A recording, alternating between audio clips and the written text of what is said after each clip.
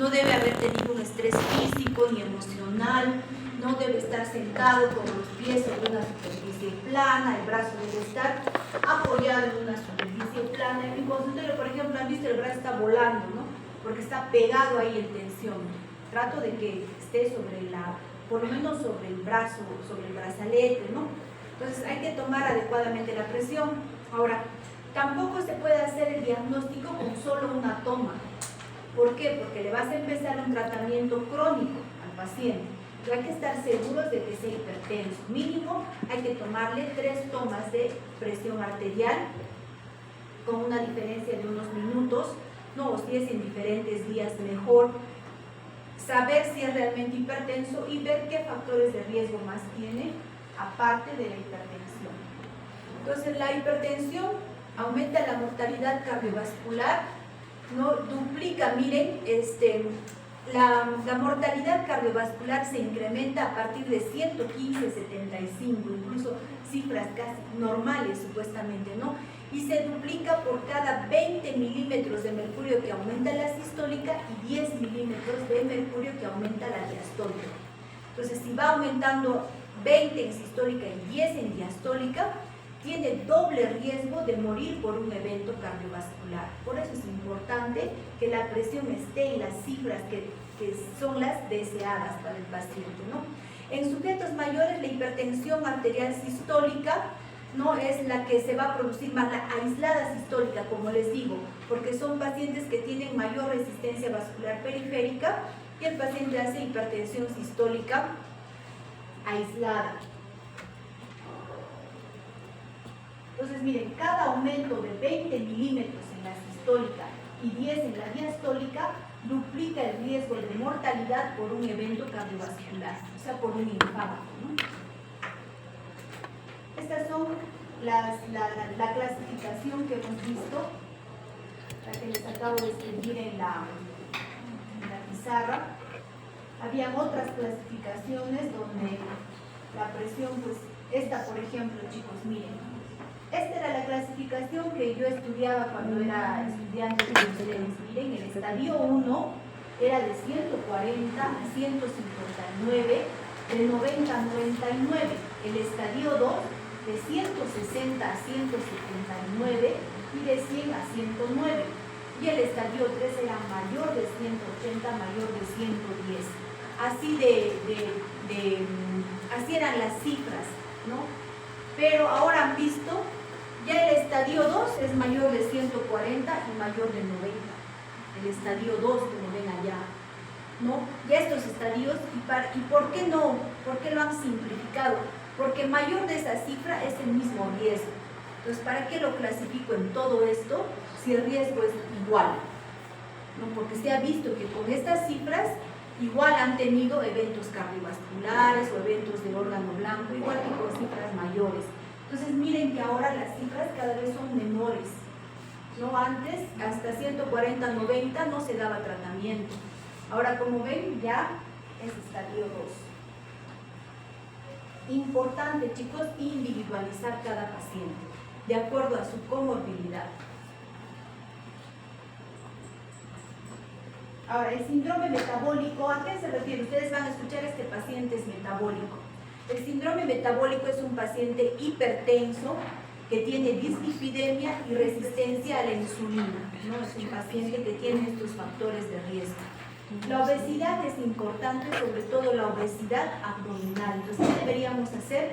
Deberíamos medir el perímetro abdominal a nuestros pacientes en la consulta para ver qué posibilidades tiene de hacer una resistencia a la insulina, que va de la mano con la hipertensión. Entonces, esa es la grasa, y es la grasa visceral, ¿no? Es esa grasa que no está en el tejido celular subcutáneo, sino en la grasa que está cubriendo los intestinos, los órganos.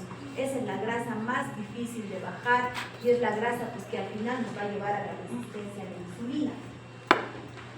Entonces, ¿cómo abordamos a un paciente? Primero, una historia clínica adecuada. Ya hemos visto que hasta hay factores, que hasta hay un factor genético, ¿no? Siempre preguntar padre, madre, hipertenso, hermanos. Confirmar, es decir, hacer un buen diagnóstico, por lo menos 3 tomas adecuadas de la hipertensión. buscar otros factores de riesgo, si además hay que preguntar si es fumador, si consume alcohol, si consume drogas. Si es un paciente joven y nos hace hipertensión, hay que buscar causas de hipertensión arterial secundaria, ¿no? Porque de repente curando esa causa, el paciente deja de ser hipertenso, lo vamos a ver adelante. También hay que buscar si esta hipertensión ya trajo complicaciones, ¿no? Si de repente ya tiene falla renal, hay que pedir una urea, una creatinina, una proteinuria para ver si ese riñón está malogrado, por ejemplo, ¿no? Y hay que preguntar también sobre los estilos de vida asociados. O sea, si ese paciente es sedentario, impulsaremos a que haga actividad física. Si ese paciente pues come muchas grasas, ¿no? Hacer educación en lo que es la alimentación. Los síntomas son inespecíficos. Hay pacientes que son totalmente asintomáticos. Por eso es que cuando ustedes lean, en algunos textos van a leer la asesina silenciosa. La hipertensión lamentablemente es así, el paciente está asintomático, entonces cuando uno le da la medicación no te cree, no hace caso, porque no le duele nada, porque no siente nada. Entonces ese paciente puede ser asintomático o puede tener síntomas inespecíficos como dolor de cabeza, pero dolor de cabeza hay como 20.000 causas, ¿no? Entonces no es algo específico. Puede sentir mareos el paciente hipertenso, puede sentir palpitaciones, por ejemplo. En algunos casos, el paciente recién se da cuenta que es hipertenso cuando ha hecho una hemorragia subconjuntival, ¿no? Cuando amanece con una hemorragia en lo que es el ojo, recién va al oftalmólogo y el oftalmólogo es el que le diagnostica la hipertensión arterial. Para que despierten. La impotencia también puede ser un signo de hipertensión arterial. ¿Qué exámenes de laboratorio podemos solicitar en los pacientes hipertensos? Por ejemplo, un hemograma simple, hemos dicho que el hematocrito va a estar elevado en los pacientes hipertensos, puede estar elevado. El dosaje de glucosa, el perfil lipídico, si es dosaje de sodio, potasio, electrolitos, una creatinina para saber si el riñón se ha afectado. También un electrocardiograma que nos va a aportar datos si hay crecimiento, si hay hipertrofia del ventículo izquierdo. Podemos pedir, si el paciente, por ejemplo, no se ha diagnosticado de hipertensión, podemos pedir un mapa, ¿no? Un mapeo de 24 horas. Se puede pedir, por ejemplo, un Holter si el paciente presenta palpitaciones y queremos diagnosticar una arritmia, etc., ¿no? Entonces hay múltiples exámenes que nos van a poder ayudar con el paciente hipertenso. Ahora, algunas preguntas. En adultos con hipertensión arterial, ¿el inicio de la terapia farmacológica mejora el resultado de la salud? La respuesta es sí. ¿Por qué dices no, Flaco? Es sí. ¿No? Estamos hablando de pacientes en adultos con hipertensión. Hay que empezar. Un tratamiento temprano nos va a ayudar a prevenir las complicaciones de la hipertensión. Hay que lograr una meta, sí, estamos viendo que más de 140, más de 90 en lo que es sistólica y diastólica duplica. O sea, por cada 20 que aumenta la sistólica y por cada 10 que está aumentada la diastólica, nos está duplicando el riesgo de hacer enfermedad, hacer un evento cardíaco o un evento coronario. En la hipertensión, ¿el uso de diferentes drogas muestran beneficio? La respuesta es sí. Como estamos viendo, la hipertensión se produce por varios mecanismos. Entonces, ¿qué tenemos que hacer para tratar? Bloquear esos mecanismos. Por eso es que el tratamiento ya no se usa con un solo tipo de droga. La monoterapia ya se ha visto por los estudios que no beneficia al paciente. Muy pocos pacientes serán los que se controlan con una sola droga. Hay que asociar 2, 3, hasta 4 drogas para que puedan bloquear los mecanismos y se controle la hipertensión arterial. Entonces, mire, si reducimos 10 milímetros de la sistólica y 5 de la diastólica, reduce el riesgo de hacer un stroke hasta un 42%, reduce un evento coronario, o sea, un infarto, hasta un 14%. Por eso es importante el tratamiento. Si reducimos 15 la sistólica y 6 la diastólica, miren, reduce la mortalidad en 15%, reduce la mortalidad cardiovascular en 36%, reduce el stroke en un 35% y reduce la enfermedad coronaria en 18%. Entonces, por eso es importante el tratamiento, ¿no? Cuanto más temprano, mejor. Por eso es importante un diagnóstico adecuado y empezarle tratamiento al paciente. Una intervención temprana en la historia natural antes de que se desarrolle daño de órgano blanco o cuando el daño subclínico está presente. Entonces mejor empezamos tratamiento antes que dañe riñón, antes que dañe cerebro, antes que dañe corazón. Ahora, el tratamiento, en el tratamiento hay medidas higiénico-dietéticas. ¿Y a qué nos referimos? A la dieta baja en sal, rica en potasio, baja en grasas de origen animal, ¿no? A aumentar el consumo de grasas de origen vegetal como los frutos secos para que mejore lo que es la dislipidemia.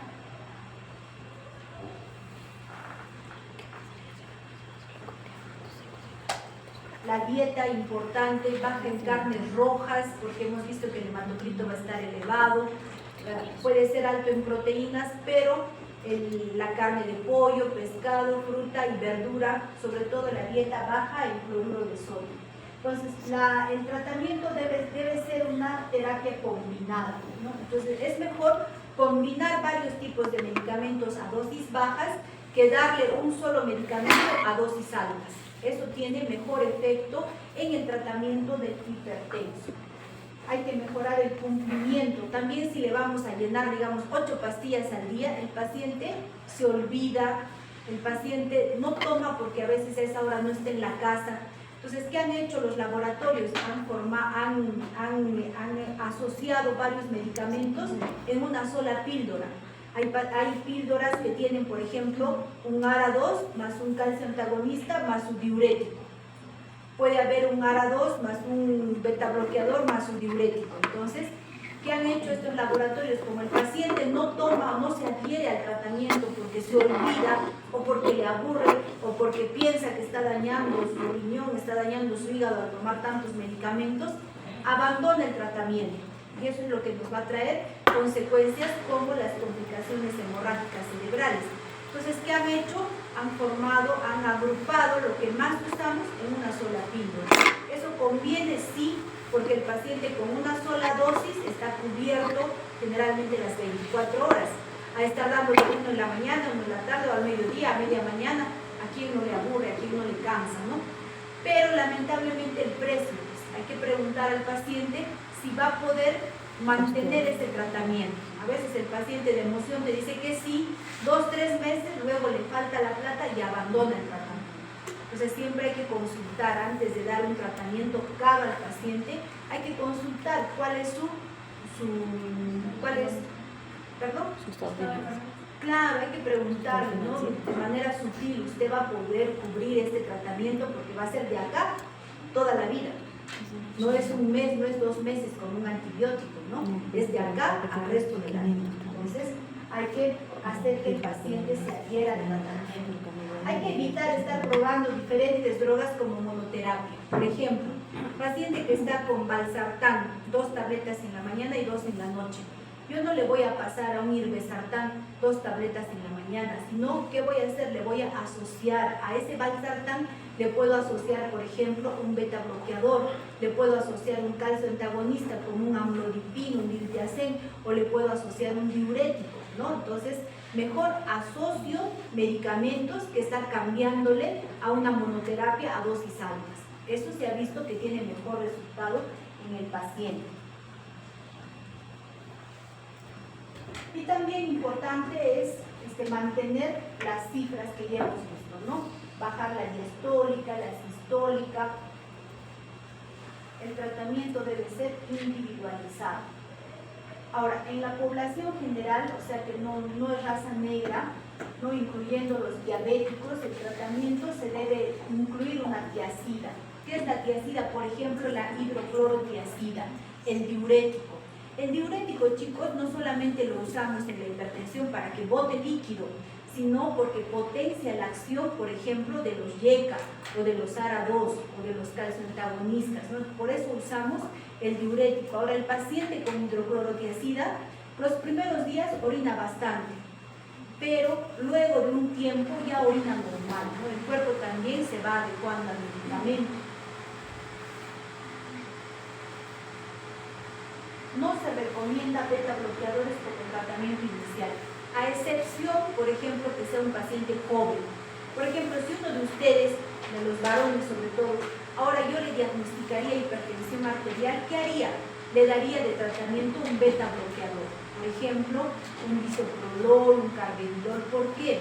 Porque ustedes hacen actividad física y el beta bloqueador va a bajar su frecuencia cardíaca y les va a permitir hacer mayor actividad física. No así un viejito, ¿no? El viejito, digamos, de 80 años no hace mucha actividad física, en él puede empezar un YECA, un ARA2, un calcio antagonista, que es lo más indicado para esa edad. Entonces hay que ver la edad, hay que ver la comorbilidad y otros factores de riesgo.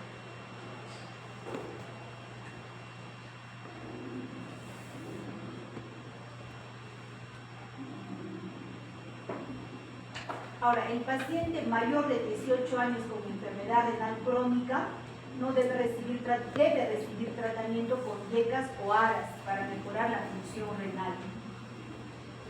Se aplica a pacientes con enfermedad renal crónica con o sin proteinuria. El objetivo principal del tratamiento antihipertensivo es lograr y mantener la meta de presión arterial. O sea, ese es nuestro objetivo, que nuestro paciente esté con 120/80, o si es diabético, menos de 130/80, ¿no? La única combinación que no se puede hacer es YECAs y ARAs, como vemos acá. Miren, estos son los diferentes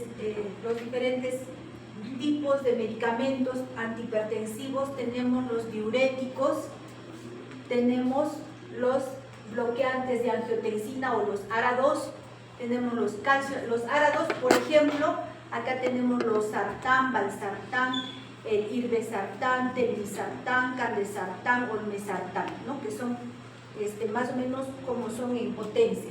Los calcioantagonistas, por ejemplo, tenemos el amlodipino, tenemos el diltiazem, por ejemplo. Los ECA inhibidores, tenemos el captopril, enalapril, ramipril, lisinopril, tandolapril. Tenemos los beta bloqueadores tenemos cardioselectivos y los no cardioselectivos. Tenemos, por ejemplo, el atenolol, bisoprolol, carvedilol, nebivolol, metoprolol. Y tenemos otros antihipertensivos, por ejemplo, los antagonistas de la renina, por ejemplo, que no han tenido mucha acogida, no se han hecho mayores estudios y lamentablemente han salido del mercado, ¿no? Ya no se usan mucho los antagonistas de la renina, pero era una buena manera, ¿no? Bloquear la renina, que finalmente es pues la que inicia todo lo que es el sistema renina-angiotensina, pero no se han hecho mayores estudios, por tanto no ha sido un medicamento que ahora se use generalmente, ¿no? Ahora, como ven acá, toda combinación es posible.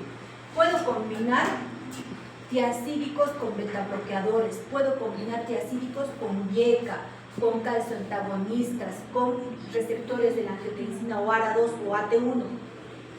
La única combinación que no es posible es YECA con ARA.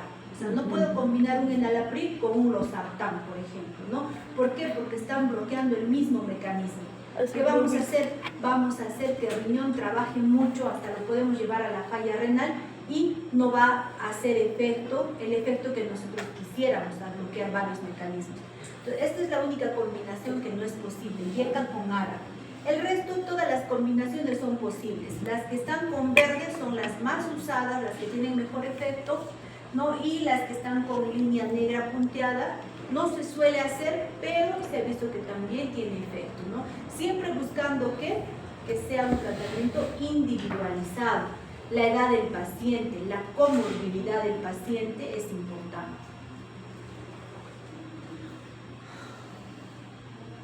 Tratamientos más utilizados: un diurético más un beta bloqueador más un BRAD, por ejemplo, o un calcioantagonista. Entonces miren cómo han ido desarrollándose las drogas, ¿no? Antihipertensivas. En 1940 los simpaticolíticos periféricos. Miren, ya en los 60 los calcioantagonistas no dihidropirivina, chicos, hacia los 90 los YECA y hacia el año 2000 los BRAC, ¿no? Que son los bloqueantes de receptores AT1, porque son lo mismo que ARA2. Ahora, los ARA2 o los BRAC1, que son lo mismo, no han demostrado ser mejores que los YECA. Son iguales, en todos los estudios se ha visto que son iguales, pero lamentablemente los YECA nos van a producir un efecto colateral muy frecuente en los pacientes, que es la tos, ¿no? Es una tos seca, una tos que no les deja en paz y el paciente deja el tratamiento. Entonces, eso, al cambiarlo por un ARA2, se ha visto que ha habido mejoría. Otro, el tiempo de acción. Por ejemplo, el enalapril tenemos que dar uno en la mañana o uno en la noche. El captopril mañana, tarde y noche porque baja rápido, pero también su tiempo de vida es rápido. En cambio, por ejemplo, un candesartán, un olmesartán nos dura más de 24 horas. O sea, el paciente toma uno diario, si al día siguiente se olvidó, todavía hay un par de horas que está cubierto por el medicamento, ¿no? O sea, el tiempo de vida. La diferencia es el costo, ¿no? El costo que es un poco mayor de los ARA2. Por eso es importante preguntar si el paciente va a poder cubrir un tratamiento para toda la vida.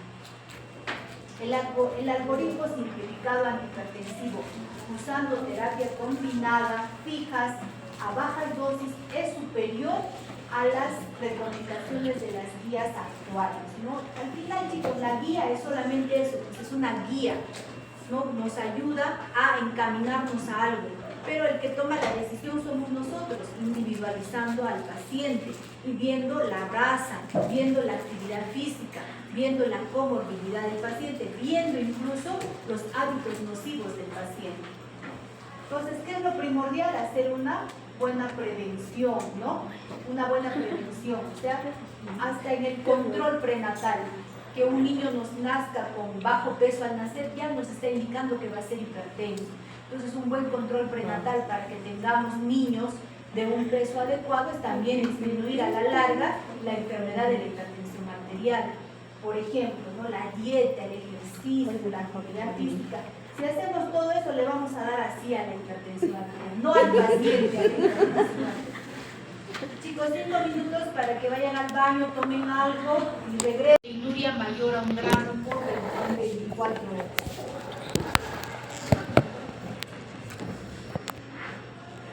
Una de las causas, chicos, es la enfermedad arterial renovascular, ¿no? O sea, a nivel de las arterias renales. Representa del 1 al 2% de estos pacientes con hipertensión renal.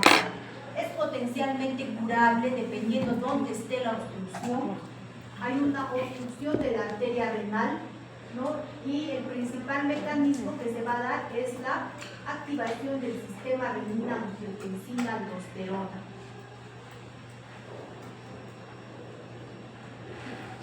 Goldbach, ¿no? Fue el primero en describir esta enfermedad. ¿Y cómo hizo?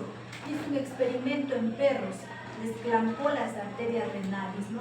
Al clampar las arterias renales ha visto que el perro producía mayor secreción de renina a nivel del riñón, por eso es que lo llamaron renina.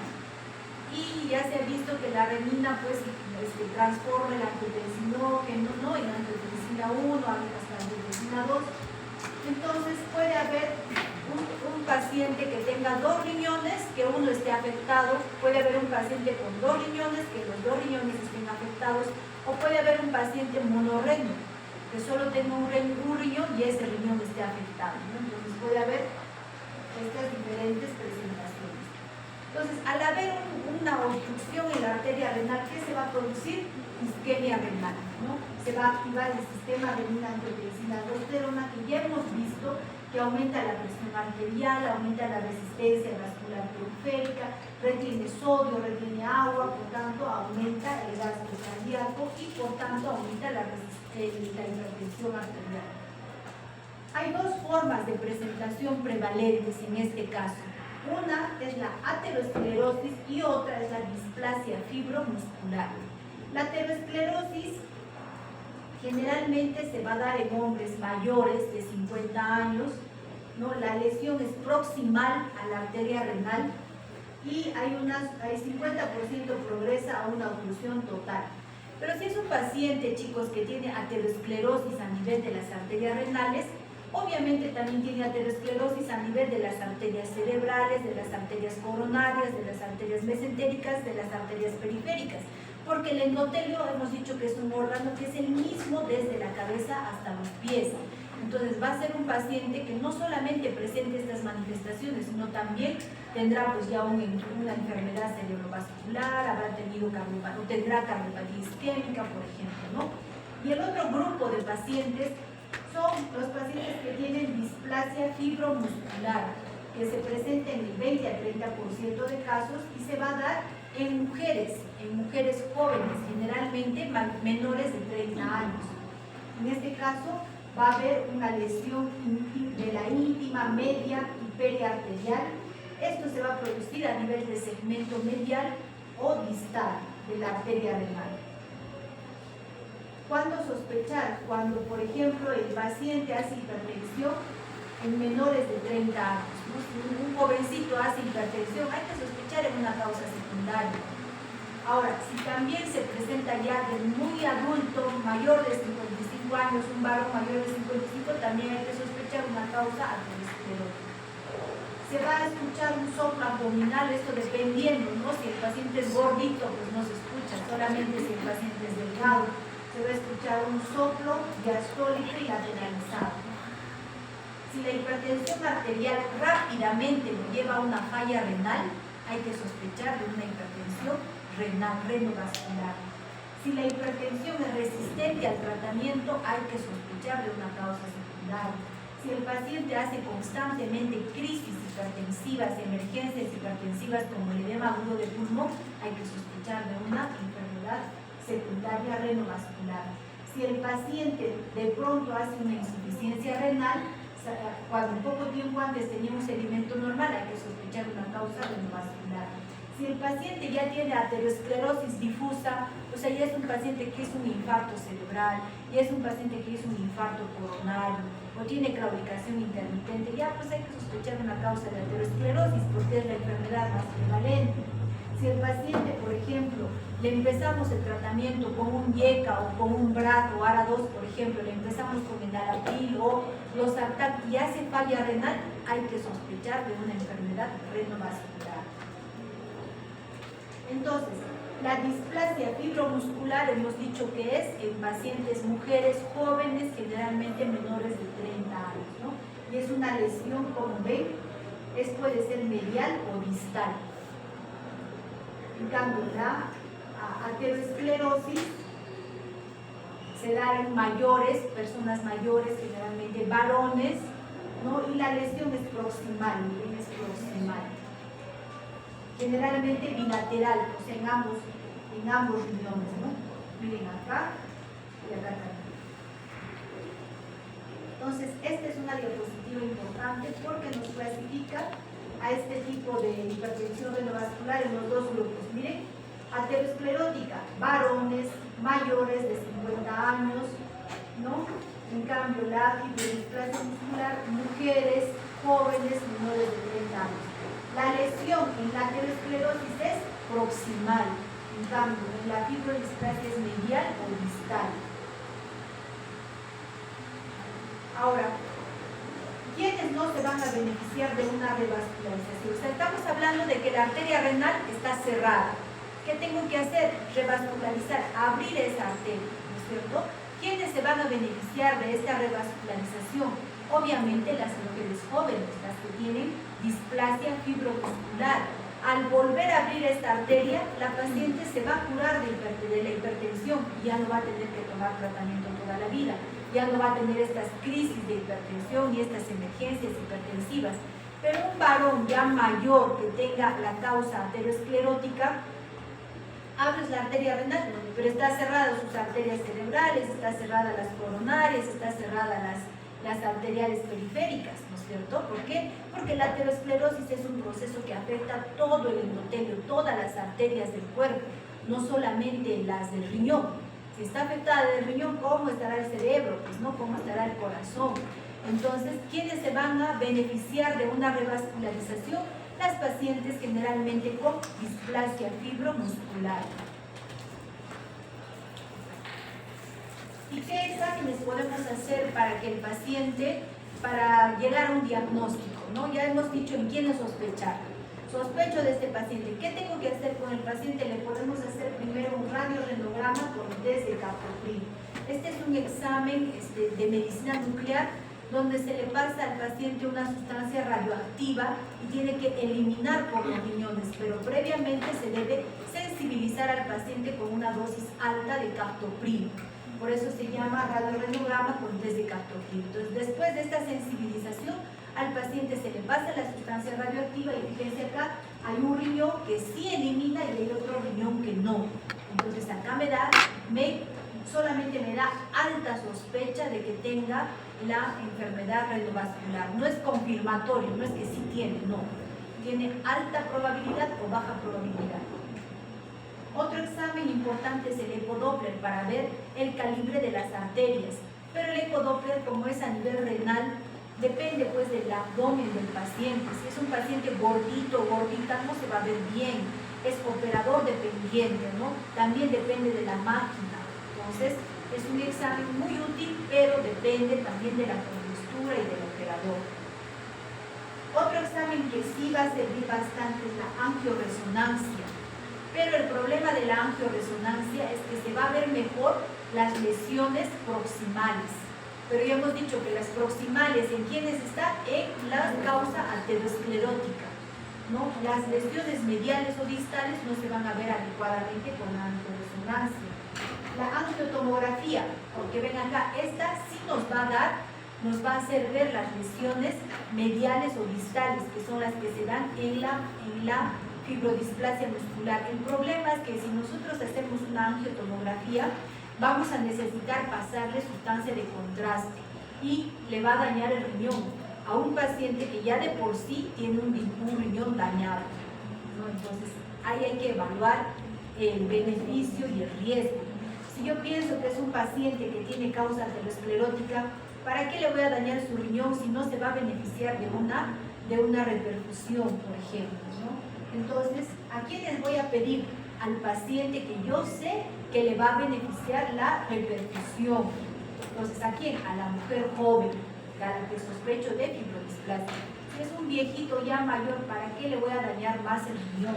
Voy a hacer que rápidamente llegue a hemodiálisis a ese paciente, ¿no?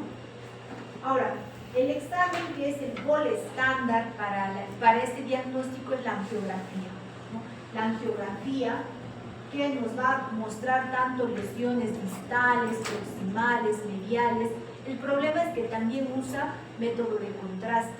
Entonces puede dañar un riñón que ya está dañado. Pero ¿en quiénes vale la pena jugárselas de alguna manera? En la paciente que va a ser sometida a revascularización.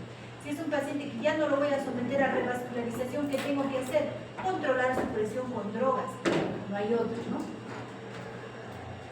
Entonces, lo que debemos hacer es, primero, el radiorentograma o test de Captopril, ¿no? Que tiene, miren, sensibilidad del 80%, especificidad del 95%, el Doppler, que ya hemos dicho, pero depende de la contextura y también del operador, la angioresonancia y la arteriografía, que es el gol estándar para este diagnóstico, ¿no? El patrón de oro, que tiene sensibilidad y especificidad mayor al 90%.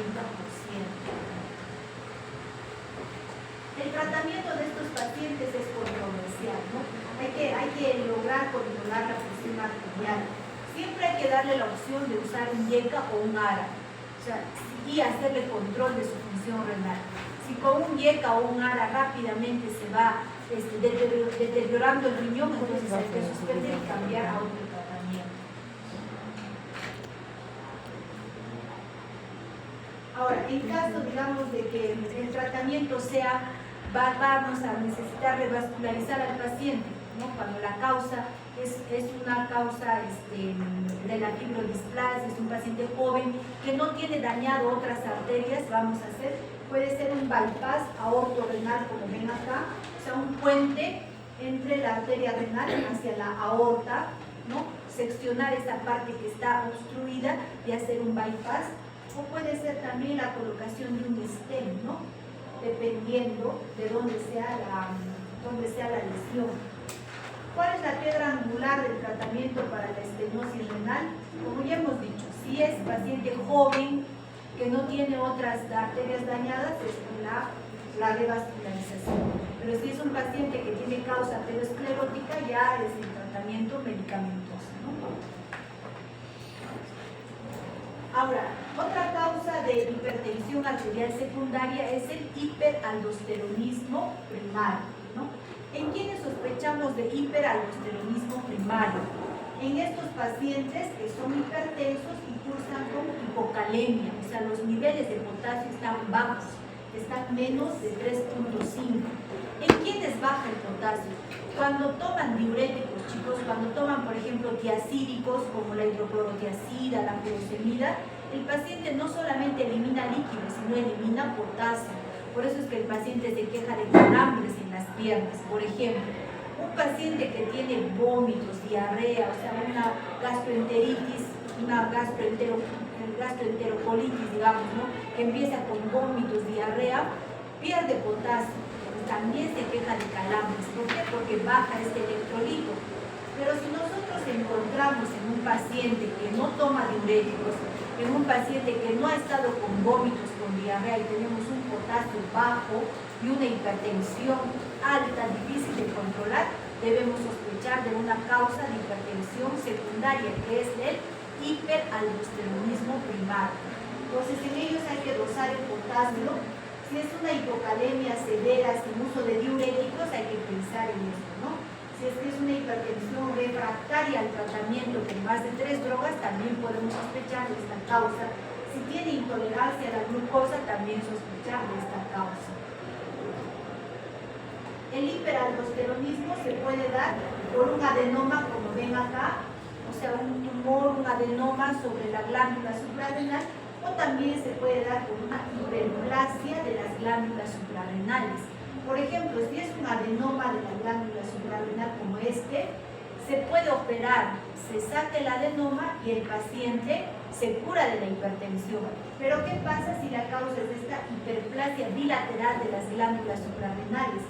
No pueden sacar las dos glándulas suprarrenales, es incompatible con la vida, ¿no? El paciente si nos sacan las glándulas suprarrenales ya no vivimos, no se puede vivir sin esas glándulas. Entonces acá lamentablemente pues el tratamiento tendrá que ser medicamentoso porque no es operable, pero si es un adenoma sí puede ser operable, ¿no? ¿Qué debemos hacer? Si sospechamos de esta causa, podemos pedir un dosaje de los niveles de aldosterona. Si es mayor a 555 picomol por litro, ¿no? Tiene 90% de sensibilidad y especificidad. También se puede hacer una prueba de sobrecarga salina, ¿no? Con cloruro de sodio, y si hay una secreción autónoma de aldosterona menor a 277 picomol por litro, también nos estaría dando un diagnóstico. La tomografía es el examen que nos va a ayudar en esto, ¿no? Si es un adenoma, por ejemplo, lo vamos a poder ver en la tomografía y dónde está su ubicación, qué tamaño es, si es operable, si es una zona operable o no. La resonancia magnética también es un examen que nos va a ayudar incluso en tumores más pequeños y en hiperplasia de la glándula suprarrenal. Entonces, si sospechamos del hiperaldosteronismo primario en quienes, pacientes hipertensos de difícil control, que cursen con hipocalemia no causada por diuréticos, no causada por alteraciones digestivas como vómitos y diarrea. Acá se le hace, ¿no?, el dosaje de la renina, de la aldosterona, se puede hacer dosaje de potasio, ¿no?, y podemos llegar a este diagnóstico, podemos ayudarnos también de la tomografía, de la resonancia, como ya hemos visto. El tratamiento, si es un adenoma, es quirúrgico. Si es una hiperplasia suprarrenal bilateral, el tratamiento es medicamentoso, tiene alto riesgo, ¿no? No puede ser operado si es bilateral, y el tratamiento serían los antagonistas de la aldosterona, como la espironolactona o la eplerenona. Chicos, acá nos vamos a quedar porque ya son las 4 y la siguiente continuamos con el feocromocitoma, que es la causa de